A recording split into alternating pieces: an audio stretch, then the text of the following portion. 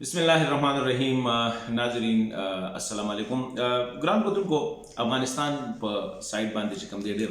خبرونه را روان دي. تاسو ته پته چې 13 ورځ په هارت اف ایشیا کانفرنس دوشنبه کې چې شو په هغه کې ډاکټر اشرف غنی صاحب د دې خبرې نه تیر شو کوم چې هغه وی چې زه موقت حکومت یا عبوري حکومت نه منم د کوم فشار چې د امریکای خارجه وزیر په یو لیټر کې په یو خط کې افغان ګورنمنت ته کړو. ډاکټر صاحب وی چې ګورنمنت فور پیس بیلډینګ پکار دی خو به وی چې هغه څنګه پکار دی او هغه دا وی چې لکه هغه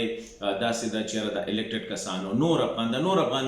افغان سیلنکار وی چې مطلب دی طالبانو یعنی په موجوده الیکټډ خلکو او طالبانو یو مشترکه حکومت پکار دی کم چې امریکا غواړي پاکستان چین روسیا په هغه کم چې ایکسټینډډ ټرای کاوه په ماسکو کې هغه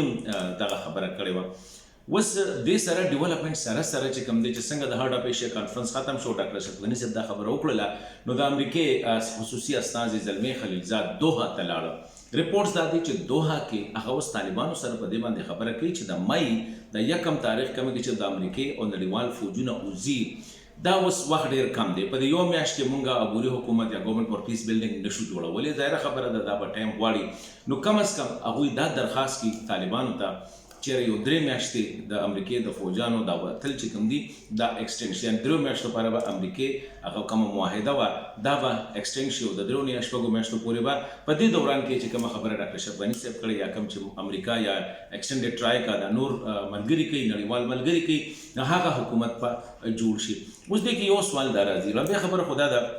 چې ډاکټر غنی صاحب خدا خبره وکړه چې ګورنمنت فور پیس بیلډینګ پکار دی خو په دې کې هغه دا ونه چې ډاکټر غنی صاحب او د حکومت په سکرداري نمبر 1. دویمه خبره دا ده چې طالبان یو طرف ته تشدد کوي